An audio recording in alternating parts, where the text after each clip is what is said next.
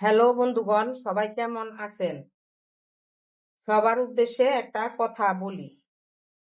যারা যারা এই প্ল্যাটফর্মে কাজ করতে নেমে পড়েছেন, হতাশ হবেন না। একদিন না একদিন সফলতা পাবেন। যাই হোক, অনেক কথা বললাম।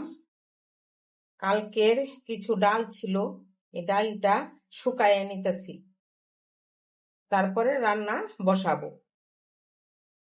কড়াইতে তেল দিয়ে দিলাম, কালো জিরা দিলাম,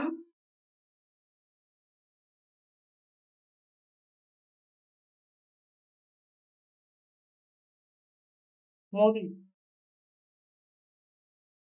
ইলিশ মাছের মাথা,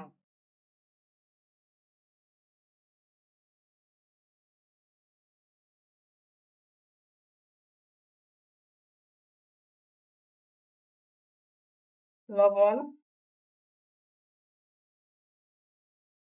হলুদ,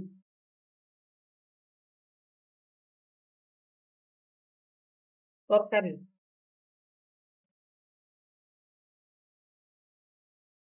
এই দুটা আলু ঝিঙ্গে দিয়ে একটা তরকারি রান্না করব।